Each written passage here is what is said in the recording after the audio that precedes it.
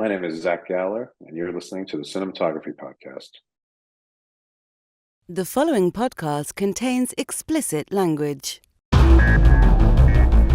You're listening to the Cinematography Podcast presented by Hot Rod Cameras, a program about the art, craft, and philosophy of the moving image and the people who make it happen. Coming to you from the world headquarters of Hot Rod Cameras in Hollywood, California, are your hosts, Ben Rock and Ilya Friedman. Good evening, Ilya. How the hell are you? I'm just fine. Good evening, Ben Rock. How hell are you? It's like a shove of an intro. I'm doing great. I'm doing great here in Sherman Oaks, California. Doing my thing. Who is on the show today? It's an interview that you did. It's with cinematographer Zachary Galler. Zachary Galler of Lessons in Chemistry, which I think is a show that everyone should check out. It's really freaking awesome. It's got a great cast. Brie Larson looks amazing.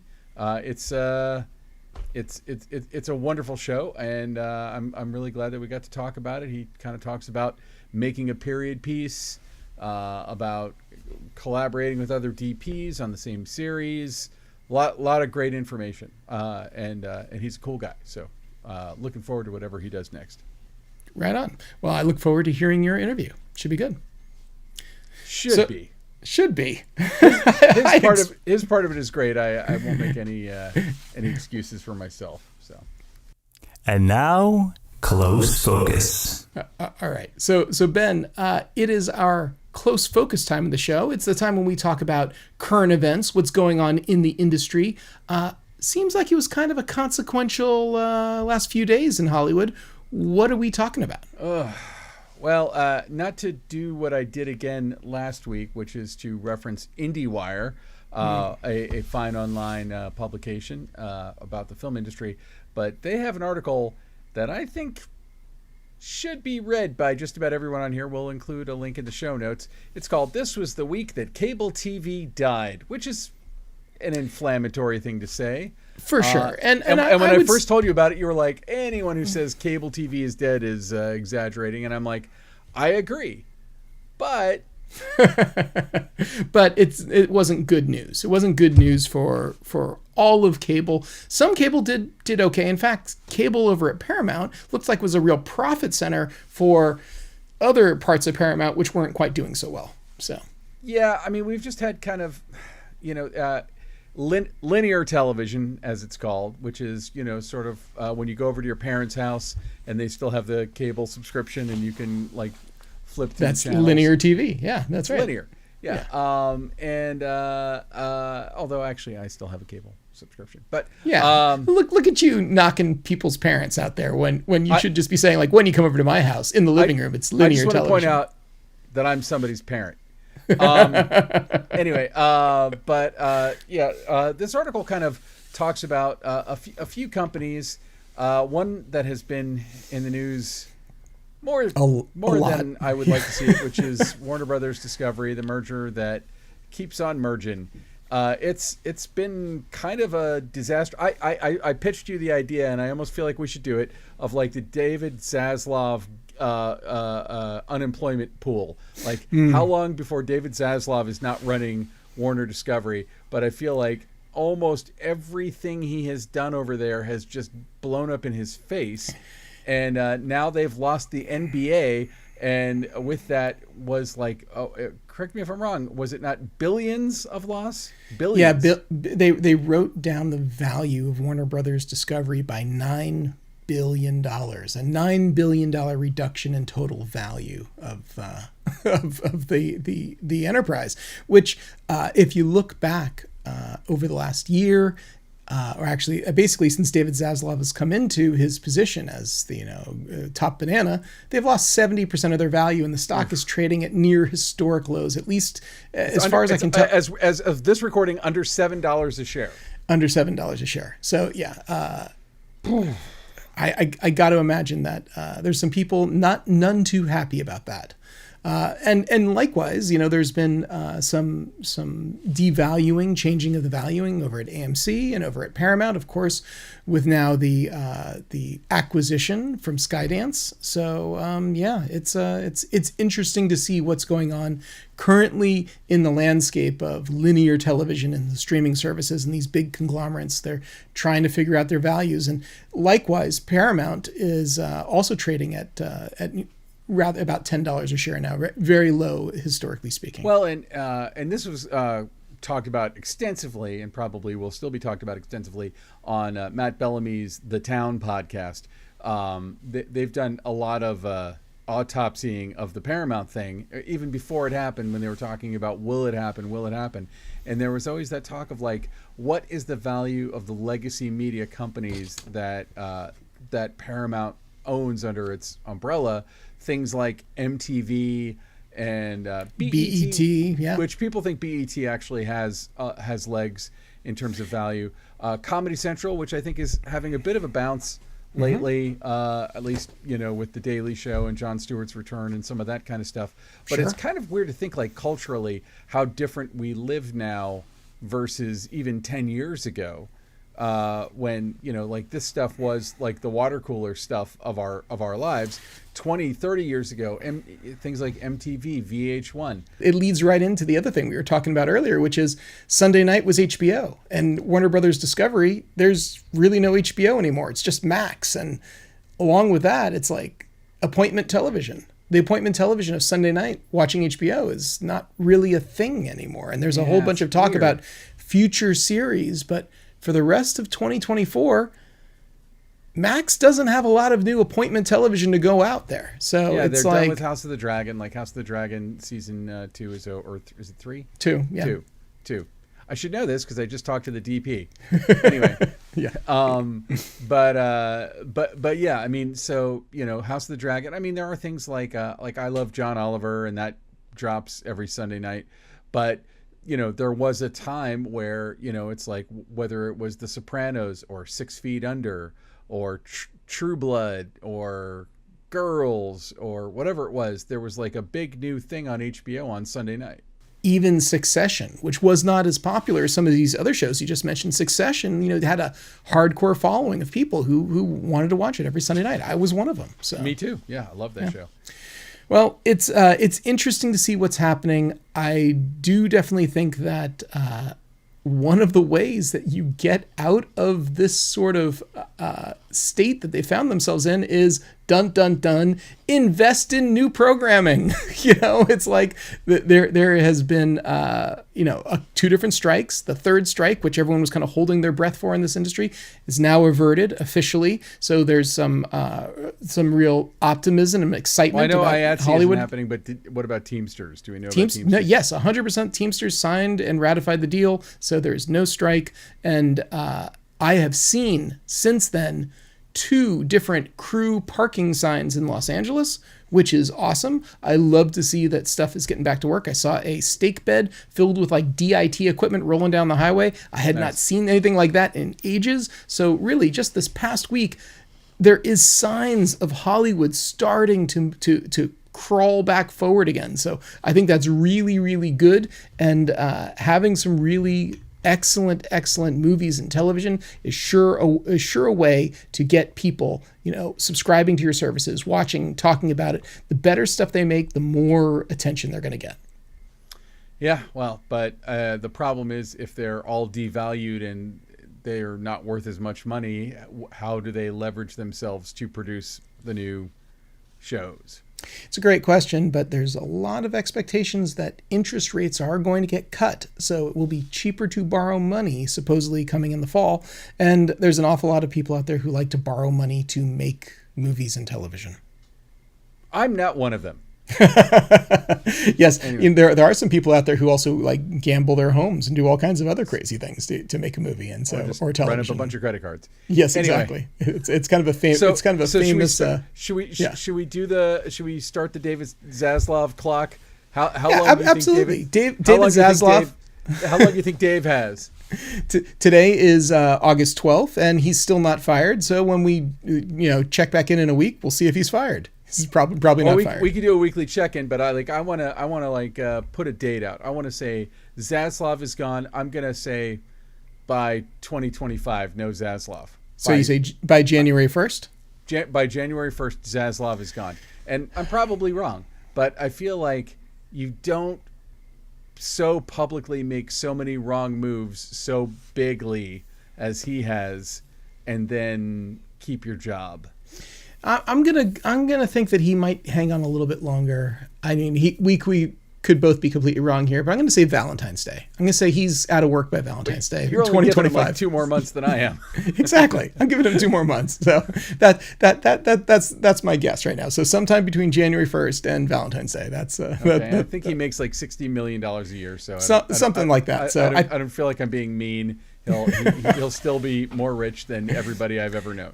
That's right. He makes way more money than the president. He makes way more money than a lot of different media company CEOs out there. He is a baller with a capital B. I know, and he gets paid that much money to confuse me when I open up Max to not know if I'm watching a low rent documentary, like docu-follow show about serial killers, or a high-end HBO documentary about serial killers. I swear there are so many versions of 90 Day Fiancé, a show I have never watched, but let me tell you, you'd never know it from what the algorithm, I guess, thinks of me, because I get shown like, hey, it's 90 Day Fiancé in here, 90 Day Fiancé in this, 90 Day Fiancé. It's like, holy crap, is there a lot of 90 Day Fiancé?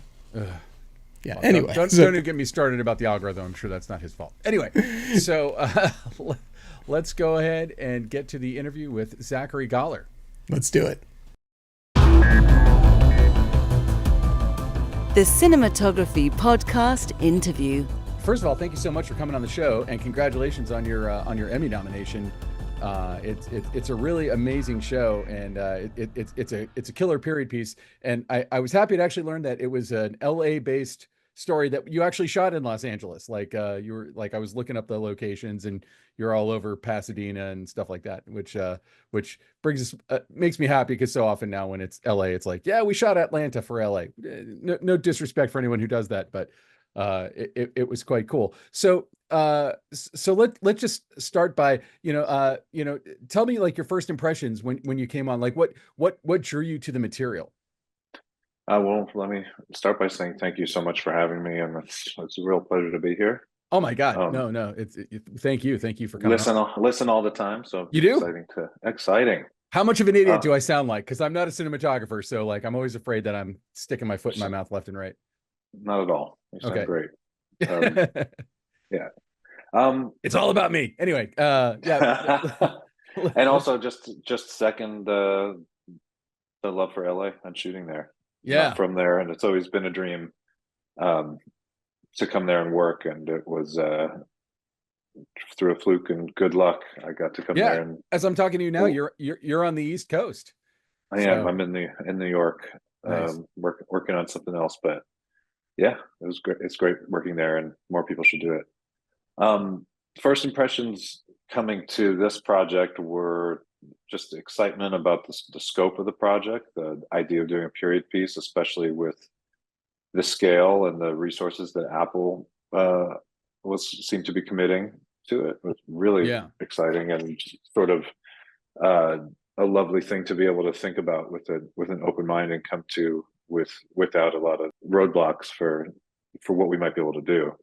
I think the initial thing that I hope we achieved was to not be nostalgic about the period, and not be like looking back with rose-colored glasses on a time that was not great for everybody, and sort of like looking at it in a way to get people invested early on and be subjective with the camera in a way that they might, look at the past and be able to see how that pertains to stuff that's happening today, and be able to see themselves in the characters, and not be objective with the characters, and not be far away from the characters in a way that sometimes you get with period pieces. So that was kind of the initial sort of like fun thing to think about, was like a subjective period piece, I guess I'd say, and something that was lived in. Yeah, well, and that was one thing I noticed about it. I mean, to me, like the gold standard of like the lived-in period piece is like L.A. Confidential or something like that, or Chinatown, like Yeah. movies where it doesn't feel like they set dressed it. It feels like I'm looking at the mess that person would have made at their desk in that time period.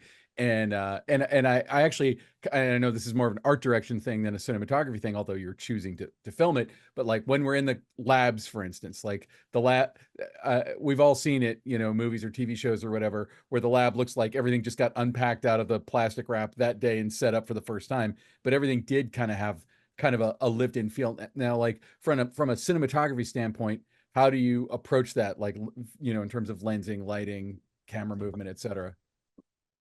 Well, labs were funny specifically because I was, initially pretty excited because there's lots of like glass and there'll be funky things happening. Not that it was going to be some kind of like mad scientist situation in there, but like we have science advisors, so they could be doing real things in there, and the actors could be doing real, um, stuff. And we learned that like so much of what chemists do is actually just like pouring clear liquids into other clear liquids, and there was no, there's, it didn't have the sort of this sort of a visual excitement other than having glass and shiny things in there that we were hoping for. But I think just as far as like the lived in nature of things in a period piece, we tried to stay away from symmetry whenever possible, and tried to not necessarily go to inserts or plan coverage around doing sort of informational shots. When we could work things in to the coverage, we always tried to do that, and just tried to shoot as few shots as possible to tell the story. And I think that was all just sort of in the service of bringing people in and trying to bring the viewer just closer to these characters quickly, because just because the arc of the whole season, we really wanted everybody to be kind of like in bed with us by the end of the first episode and beginning of the second episode.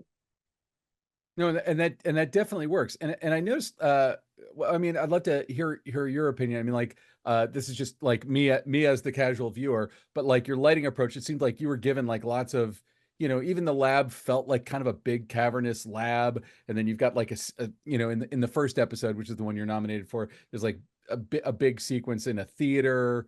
And I feel like it's a lot of like big spaces with a lot of light coming in from the outside. And I kept noticing too that like, especially with Brie Larson, like I felt like even with that in a kind of a brightly lit world that you were creating, it felt like the camera facing side of her face was often in shadow, not like completely in shadow, but a few stops darker than everything else. And I was wondering what the thought process was behind kind of designing your whole lighting scheme for the show.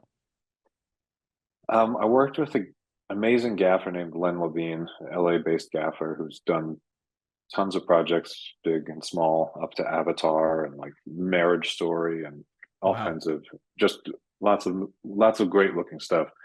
And we, from the beginning, wanted to light the spaces. Like I think that's the approach that I'll always start from, is lighting the space, and then when giving the director and actors space to work within a set, where I'll never say to them, "Oh, don't go over here, don't go over here. We can't light it, or it's not going to look good." We'll figure out where to put the camera based on where the actors and the directors want to go, particularly in the show. And I think for that, so sort of just philosophically from a lighting perspective, I think it's just about lighting the space and thinking about um, sort of like a heightened naturalism, particularly for this show.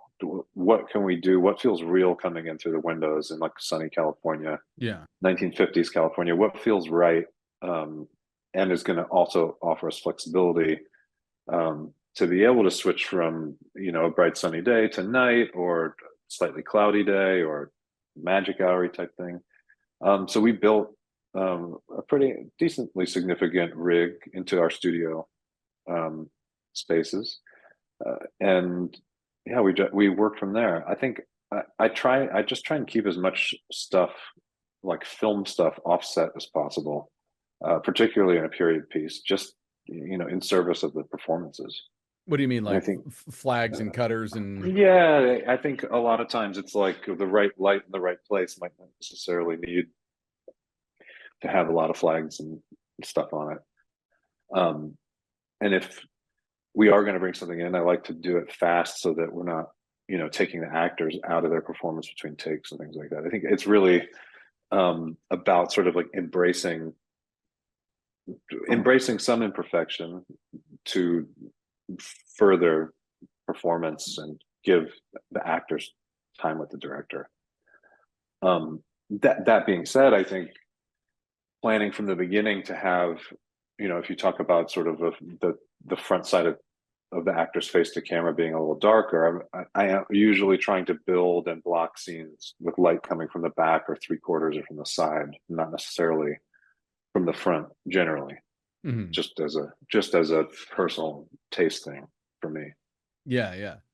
I was wondering if it was, as I was watching, I was wondering if it was saying something about her character that she's not fully open to the possibilities, or like I was, because I felt like she, not alone, but a lot, like obviously, Brie Larson looks great on camera, so you're not like trying to hide anything about Brie Larson, but it just felt like she just kept landing kind of in, like it felt organic to her character, I guess is what I'm really saying. Well, we had an interesting thing with the beginning where we knew that we would be doing the sort of like oneer that drops us right in, and we're going through a character's world. We don't know who at the time. We don't see her face. It's very good, fellas. Loved it. Thank you. Where we just have her in just straight TV studio lighting. So we have this sort of glimpse of her face in the very beginning, that's very brightly lit, and kind of like we spent a lot of time really trying to get that last final push in on her face perfect. Yeah. Because for first time we're going to see this character, and I did feel like in there with her from a lighting and camera perspective, because we have her in our head already. We have her, we saw her on a TV set that's like very high key, and then yeah, like I guess life doesn't tend to be as high key as when you're on a cooking show. Yeah, well, and it feels like in a way it's a little bit like if you're in a conversation with someone and you're whispering so that they lean in. Yeah, the sort of like idea of that, with keeping her not so, we don't get the clear image of her for a long time again.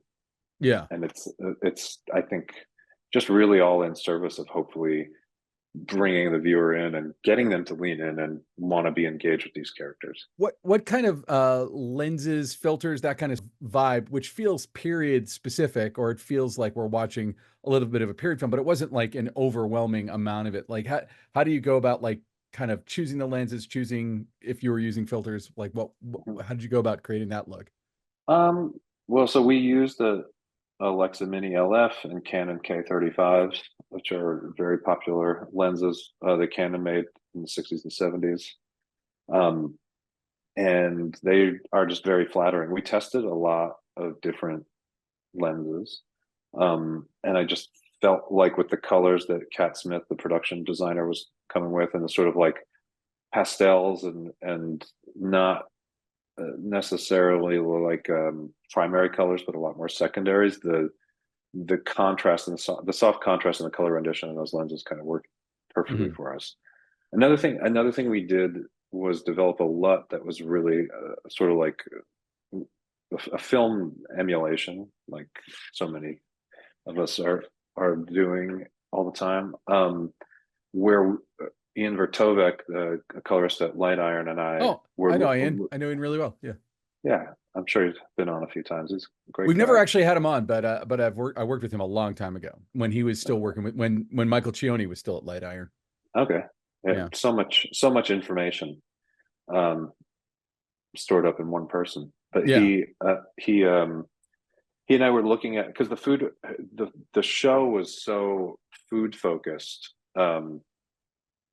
Initially, it was much more food focused, and over time and over episodes, and because of actor relationships and the sort of like wonderful chemistry between Lewis and Brie, that the show changed a little bit. But initially there was a lot more food, and I had sort of initially approached like making a lot as like, let's look at this old food photography, which I thought was really cool. And we were looking at old ads from the 50s and 60s, and looking at old cookbooks and like some episodes of Julia Child and things like that, and just seeing what things looked like. And we found, I think, a really like cool happy medium between that and like a Stephen Shore photograph, which I know is from a later period, but again, like we weren't looking to be super accurate necessarily to the 50s, just know that we were looking backwards. What were you able to take from those from that photography? Was it more of a lighting thing? Was it which kinds of lenses to use? Like what was the?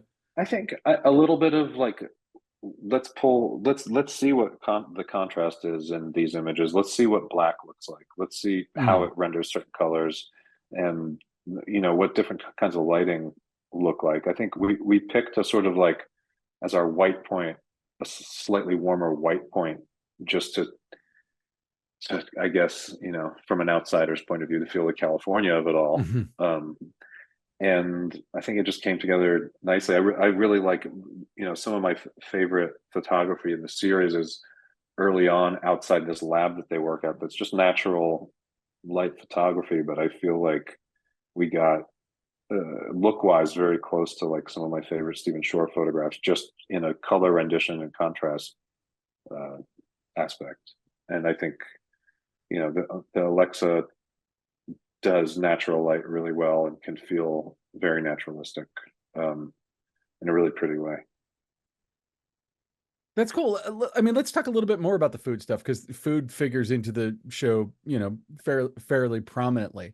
How, like, if you're doing John Wick, you're going to spend a lot of time on the fights, and if you're doing something like this that's about someone who's kind of obsessed with kind of food science. I don't know what they would have called it back then, but the science of creating food. Today, don't they call it like gastronomic, something like,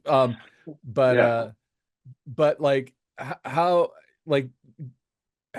much emphasis, like when you guys were working on that stuff, was it sort of like, stop the world, we got to get this food stuff right, and spending a whole lot of like, did it become kind of like almost like fetishistically focused on that stuff?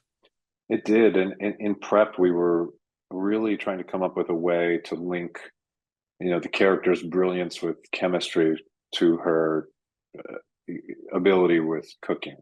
And there was a lot of stuff in initial scripts that was about like, here's the Maillard reaction. Here's what happens when water hits this temperature and the fat hits this. And we're like, it's funny, like we're just thinking about so much like the molecular stuff. And I've said this a couple times before, but like we initially were really trying to get down to the molecular level. And we were shooting near when, or we finished near when Oppenheimer came out. And when I saw Oppenheimer, how good it looked, I was just like, oh my goodness, thank goodness we didn't try and do this, because it's just so far superior to what we had been planning. But we went down a lot of different avenues with like what the food was going to be, aside from just like, okay, here's a pretty shot of a lasagna that she's making, or here's a pretty shot of like this chicken. There was a lot of like, what happens to two pieces of pasta together in boiling water? And it's okay, how are we going to shoot that? Like, how are we going to see it change? How are we going to shoot inside an oven to see, fat crisp on the skin of a chicken?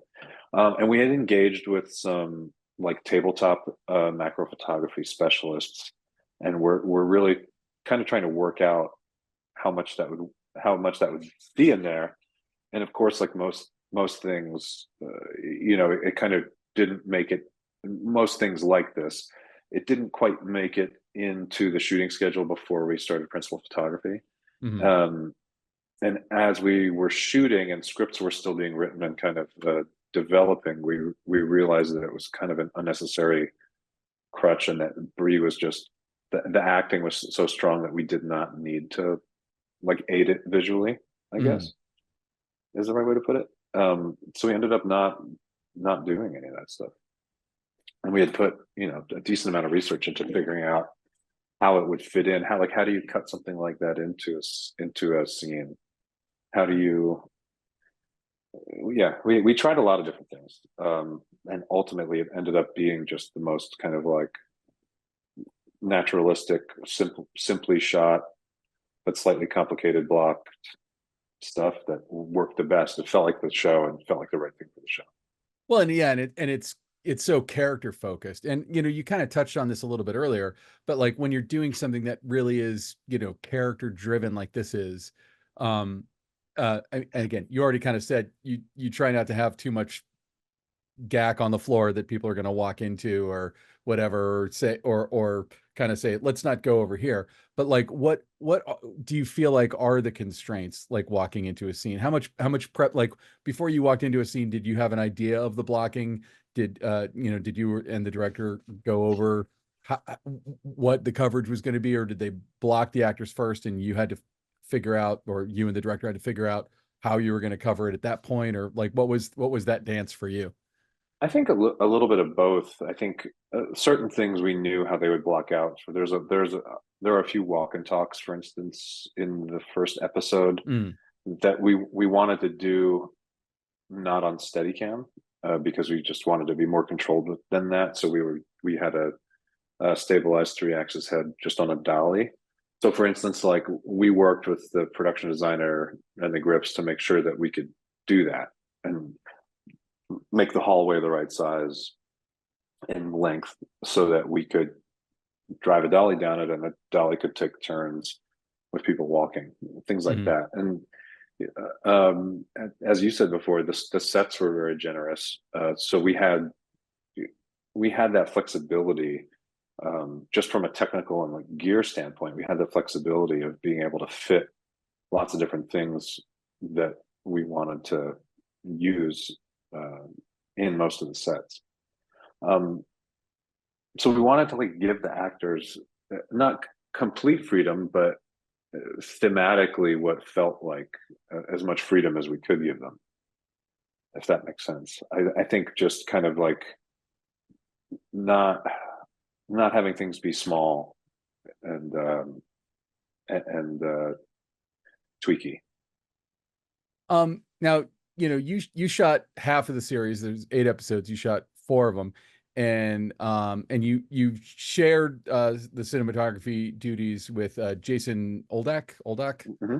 Mm-hmm. How, what talk about the collaboration between you two? Like, did you set the look? Did he come on later? Was he involved in pre-production while you were getting ready to do the first one? And like, I'm always interested in the communication when more than one person shoots a series, because these days we kind of have every version of that. We have, a bunch of different DPs shooting the same series, or we have Yeah. like in this, you have 2 very specific people, or you have sometimes just one person shooting the whole series. Like what was behind the choice to have more than one cinematographer on there, and like how did the 2 of you guys communicate to make sure that you're making the same show?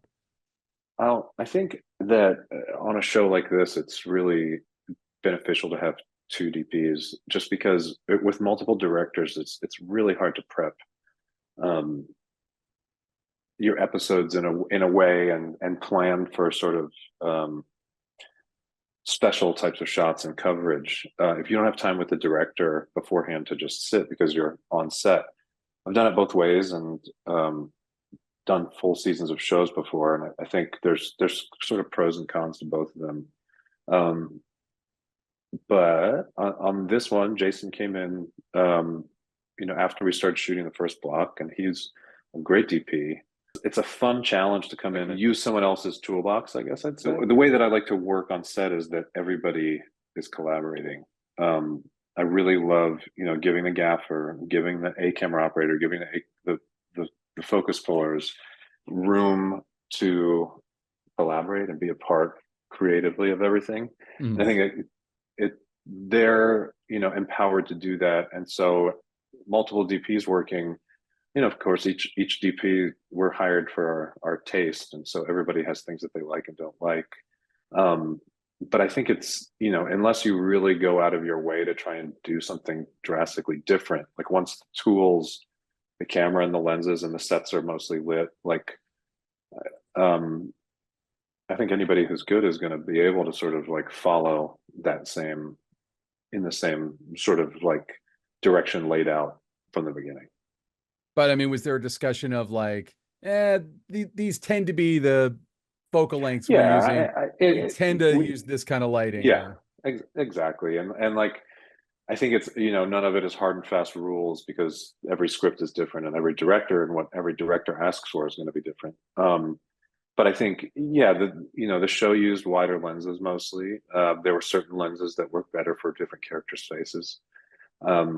We really didn't do any handheld. We tried to shoot each scene in as few shots as possible to get the information and performance across. Like those kind of things, sort of general guidelines, I think, give everyone enough of a sort of pattern to fit in. And I think Jason did a great job. Cool. And, also like dealing with multiple directors. And I know it's not the cinematographer's job to ever tell a director what to do. And it's probably more something that is gone over with the showrunner and the director. But on this or any other show, have you ever had a situation where a director was like, well, I want to do it like whatever it is. Like I want to do this one handheld. And you're like, we don't, handheld isn't really part of the visual signature of the show? Or how diplomatically, how would you handle a situation like that? Because ultimately I feel like, you're the author of the image of the show, and so, you kind of set the look and do you ever have to sort of safeguard that it has the integrity that you put into it from the beginning? I think occasionally you'll run into things like that. It's never so nefarious. It's more, I think sometimes ignorance than negligence, I guess I'd say. And it's like usually a show don't tell approach works with a situation like that, where we can talk about everything else we've done and why this might stick out. And I think directors are, being a TV director is hard when you come in and the whole crew has been working together and you kind of come in and are expected to take over and put your own imprint on it while existing within this framework that's been set up by other creative people to work for them. So I just like to talk to directors about things as much beforehand and say, we usually don't do that. Why do you think that's a good idea? Or something like that. And I mean, if they want to do it, ultimately we all work for them and they work for the showrunner. So I don't think I would necessarily ever say no to a director, but might lodge this is different than what we've been doing, but I see why you did this and let's try it out. So like aside from the fact that you're nominated for an Emmy, which is freaking awesome, but like, like what are some of the things about the show that you yourself are most proud of, that, like, again, me as a viewer I might just be watching it even to interview you and thinking like, what's noteworthy, but like, what are the things that would go right past me, but like were really hard fought on your side? I just think what I feel like is really successful about the show is just the sort of like comprehensive world building that we did, just from a rules of aesthetics standpoint. I feel like it all really feels like a piece, despite being shot at lots of different times and places. And like, I feel like it's really, we capture an era without being nostalgic about it, which is like really what we wanted to do. I feel like the show was successful. That I really like how we lit the sets. I think we got a really like nice naturalistic look in a lot of them that is it's hard, but when you do it well, it looks easy, and it's a testament to the gaffer, Len Levine and Akira Adam Kaligas, that I think some of the stuff that we pulled off. I think just really looking back now, we shot like 2.5 years ago at this point with the strikes and everything, and like it was I have rose-colored glasses thinking about the crew. Looking back on it, and just it was a really good time, and really enjoyed all the people that collaborated to make it come together. Yeah, it's a really cool show, and it's the kind of show that I'm like, as TV gets back in its footing, post strikes, but post everything that's, all the consolidation. Like I'm terrified that shows like this won't continue being made, because, like they're just cut back so much on what's getting made, and so much of what's getting made is just being made for the biggest, broadest audience, and I love a good character piece that's just solid. And Apple's maybe in a different position because Apple can sort of do whatever it wants, but It's going to be interesting to see what happens over the next couple of years. I'm kind of I keep vacillating back and forth between all kinds of different theories about what might come next. I'm hoping mid-budget movies come back. You and me both, man. That's what I'm after, and what I feel like I hear a lot of people talking about. I think the streamers have decided how much money they're going to spend and make, and they kind of have saturation, right? Like, yeah, how many more people can join streamers? So I feel like the way for them to make money is to make a bunch of like $20 million movies. From your mouth to God's ears. It's what I actually just went and saw Long Legs recently, and I think that was Nice. a $10 million movie. Looks amazing. First time DP, or first time feature DP, I should say. Yeah, I mean, Everybody's talking about it. Yeah, it's so different. It's so different than everything else that's out there. And I mean, like, I'm sure I'll go see Deadpool and Wolverine and all that stuff, but to me, those are the more exciting films because they surprise you. And and when you're in, like, and actually Long Legs on a freaking Thursday night, there was a pretty big audience, and you could hear them reacting, and I'm like, this is why I like going. It's not, I mean, the size of the screen is great, the sound is great, but it's like the communal experience of watching this with a group of people. there's been so much good TV that you can forget about that experience. You can go a long time watching stuff and I feel like we used to go to the theater so much more. Yeah. And it's so important that it stays alive and that we keep going and supporting, particularly independent film, but all movies. Yeah. Yeah. Well, I hope you're right. I mean, I feel like that might be something that starts to happen more because you have a lot of talent out there. You have a lot of, great cinematographers, directors, actors, et cetera, et cetera. And if they don't have an outlet on TV, they're going to find an outlet for them, like they're going to be looking for it. And, I think it's worth the risk when you see when they really do work, Actors want to do it. No, yeah. I mean, they want to do the work.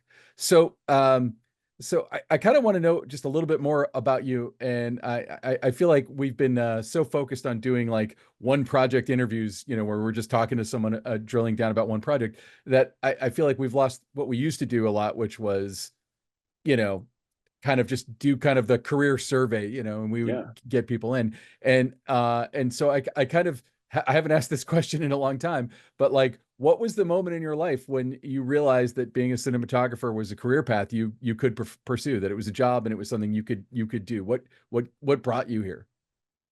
Well, I didn't initially know that I wanted to be a cinematographer. I thought was probably wanted to be a director when I was a kid, but my dad took me to see Pulp Fiction when I was 13 years old, and that did it. And I was just like, okay, I'm definitely going to do film. My dad was in the business, sort of like he was like a commercial and documentary and like industrials director. Mm-hmm. So he was doing smaller stuff, different, not narrative stuff, but like I was kind of on set since I was a kid, and just saw, set etiquette and how things worked. And he got me into movies at a very young age. And then I did high school and was like, I'm going to go to film school. But when I got into film school, realized that it was much more about prerequisites than actually making stuff. So I dropped out and started driving a grip truck. And so I basically Dare I ask what film school you were trying to get into? I was going. Well, I went to Hofstra University for a Oh, year and a half because I didn't have good enough grades to get an NYU, but I wanted to be near the city. were you in the film Um, school? at Hofstra, yeah. But I Because mean, it like was still. one of my film teachers, I think still is a teacher there. His name was Jerry Hooper. I don't know if he was there when you were there. I don't know. The name sounds familiar, but it was feels so long ago now. Yeah, yeah, It wasn't a good fit for me. yeah. And I knew that I just wanted to be making stuff. And so, yeah, I ended up working in like a warehouse, just packing trucks full of lights for like a year and a half, and then started going out on sets and kind of worked my way up into the lighting crew from there. I was a gaffer for a bit, a non-union gaffer, and kind of like right at the point where it would have been like time to join the union. Um, I started shooting actually like student films, and bought a Canon 5D and shot like a million student films, short films, and like music videos with friends and just little projects and short films and stuff like that. And one of the first directors I worked with, that we did, a million music videos for no money for, got a feature. And that first feature got into Sundance competition. And it was kind of like just, like we just got super lucky. And I mean, that we worked hard and also got super lucky, but Mhm. it was just kind of did the indie film thing for a while, and then was sort of like plucked. What was the film that got into Sundance? It was called Sleepwalker. Mhm. It was in maybe 2014 competition. Um, the director's name was Mona Fastwold, and it had Chris Abbott, Brady Corbett, and a couple actors from overseas, and it was all like friends making a movie together, and it was like I was just totally hooked. So glad that I went, into the narrative route. I'd been working a lot in commercials and music videos, and was like, as I'm shooting, I don't want to compete with my friends, and I love storytelling, so I'm gonna try and do this. I was gaffing for a while, but I never was on a movie set really until I was shooting it. Oh I wow. just done commercials and music videos and stuff, so it was like I had the tools, but I didn't know exactly how to apply them. So it was really like learning um, over the process of a few movies. So like what are the habits and proclivities of a music video and commercial DP that didn't automatically occur to you or worked against you when you got on a narrative set? Well, like learning how to match lots of different angles within a scene, or like learning about what eye lines were, for instance, was like a big learning about the line and how um, different shots affect different will elicit different feelings in a viewer, or just what different ways to move the camera. I think music videos are so fun because you're not there's no sort of like contract with the viewer about what you're doing. It's in service to the song, and it's going to be short, and it should be as visually as cool as possible. But Yeah. I think in narrative stuff, learning that just the coolest looking thing is not always the right thing was something to learn as well. And just sort of, I think like if I stepped back in time now and looked at that, like how much I tried to move the actors to the camera as opposed to move the camera to the actors, I think would be a big thing that it takes time to learn, and things that I didn't learn before I was doing it. Mhm. But I continued to shoot indie films for a while and got really lucky. Got to have some other films go to other festivals, and make some connections with directors. And then I got my first TV show was a show called Manhunt Unabomber, with a showrunner director named Greg Utanes. I know the guy And Johnny Birchtold who played the Unabomber as a kid. oh, nice. Like when he was in college, he's a good friend of mine. Yeah, Yeah. nice. Yeah, we shot like these MK Ultra scenes with him. Yeah, he's a cool guy. Um, but yeah, and then TV, indie. I feel like indie film trained me really well for TV because it was kind of the same sort of like pace, just scaled up and with a lot more support. Where it's like, well, your lighting setup better be right on the first time because there's no time to like change it too much. And yeah, just TV. I've been able to sprinkle in a few movies between TV shows, but since that first one, it's been just TV projects are so long that yeah, hoping to get into more movies soon. I mean, are you omnivorous in that way? Like, you like Yeah, doing a little bit of one and a little bit of the other, or is there one that you prefer? no, I really like going back and forth, and I feel lucky, extremely lucky, in that I'm just getting access to scripts and projects that I really like, and that I have kind of been, I guess, been at it doing the same thing for a while now. So I've got a really great circle of collaborators and people that I really enjoy working with. Well, I think that's an awesome place to leave it. Before we go, do you have like a website or a Instagram? I know you have both of those, so Yeah, spoiler alert, I've been on both. But like where you'd like to direct people to check out your work? sure. My website is just my name, ZacharyGaller.com, and I think my Instagram is the same thing, or like Zachary. My Instagram is Zachary_Galler. I can't thank you enough for having me. Oh on no, here. thank you for coming on. We're very excited about your show. We're in your corner. All right, so that was Zachary Galler. Thank you so much for coming on the show. Everybody, check out Lessons in Chemistry, which is currently streaming on Apple TV. That's the one. Apple TV Plus. Yeah. Okay. You forgot what it was called for a second. I'm just going to leave my idiocy in there. It's the one with the Apple logo on it. It looks like a bite was taken out of it. So. Yummy. Anyway. Hey, Ben, you'll never guess what time it is now. It is 10:07 p.m. as my clock tells me.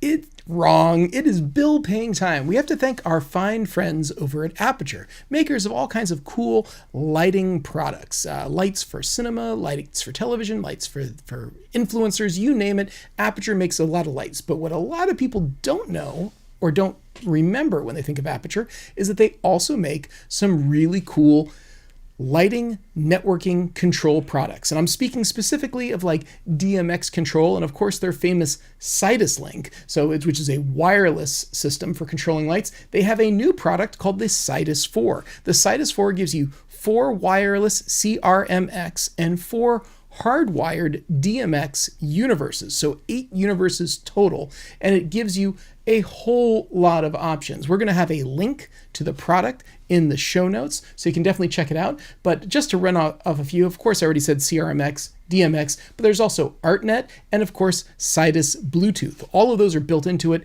The thing is IP65 rated, meaning it can get wet, meaning it can get dusty. It's still going to continue to work.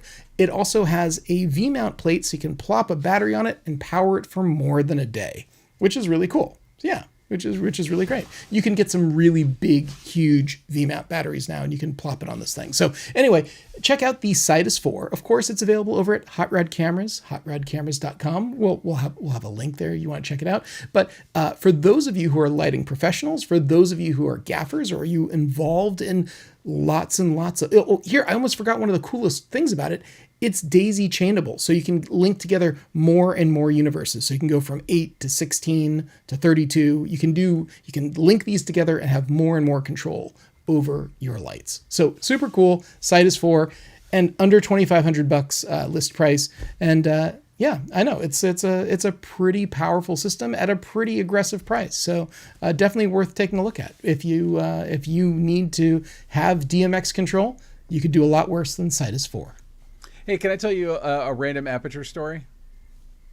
Random away. I fell into a YouTube hole of Aperture's YouTube channel, and they have an extremely informative YouTube channel. And I think what got me on there was that I've done a lot of projection design stuff, and it was their host talking to a DP about using video projectors as lighting instruments. And like nice. how to do projection mapping and kind of the basics of that. And I was looking at it and I'm like, there's some free application that he was recommending for projection mapping. I think I would still probably go with something like QLab, which I'm used to using, which costs money but is actually a relatively inexpensive app. I found myself watching a bunch of their videos, and they've got a pretty awesome YouTube channel. It's worth checking out. All right. Awesome. Yeah, it's totally worth checking out. Aperture has done a lot of cool stuff over the years. And now, short ends. Okay, so Ben, it is our short end time of the show. It's when we talk about our pet obsessions. Is there something this week you are obsessed about? Obsessed. I went and saw a movie that I'd seen a couple trailers for that looked fascinating, and I have to say that the trailer in no way prepared me for the movie. It's super whacked, like crazy, wacky, zany. It's a movie called Cuckoo. It is a horror movie. It is surprise. It is not for everyone. It's directed by somebody named Tillman Singer, and it is shot by somebody named Paul Faltz. It looks amazing. Might have one of my favorite single shots I've seen in a movie in years. It's got a great shot. Although a friend of mine pointed out to me that it is not dissimilar from a shot in the John Carpenter movie In the Mouth of Madness. But Cuckoo is sort of about a family that goes to live in this place, and there's a young teenage daughter who gets a job at a nearby hotel, and it's almost impossible to explain why. But in the first 15 minutes, nothing bad had happened in the movie, and there was something about the way it was shot, something about the way it was staged, something about the way it was edited, something about the sound design that made me super uncomfortable before anything bad had even ever happened. Wow. Okay. And it gets crazy. I will compare it favorably to early David Cronenberg, like Scanners era David Cronenberg. It's not like Scanners, but it's like there's a vibe that's kind of like that. And it's absolutely scary, and it's in theaters right now. Probably won't be there for long, and I'm sure you'll be able to catch it on, I don't know, Shudder, Amazon Prime or something before we know it. But I think it's worth seeing in the theater. That's where I saw it, and I just want to give my full-throated endorsement of that movie, and anything. I'm excited to see anything that Tillman Singer does in the future. I watched his first film, which is called Luz, L-U-Z. And, as in for light? Yeah, but it's a character's name. Okay. That could be. Yeah. Woman's name. Yeah. Yeah. Just it's an excellent film, and go check it out in the theater if you have the wherewithal to do so right now. Run, Excellent. don't walk. Wow, but only okay. but only if you if you're a horror fan. Really super messed up, very bizarre movies. As I know you do. Cronenberg is your man. Your hero. I think if you're a David Lynch fan, you'd probably like it too. Like it's definitely a horror film, but I think that if you just like super intense surreal movies, you'll dig it. Anyway. Yeah, it sounds super intense and right up your alley. Yeah. I saw someone actually just last week wearing a shirt that said Cronenberg for president, which I thought was pretty great. That wouldn't work though. He's Canadian. Well, you can still dream.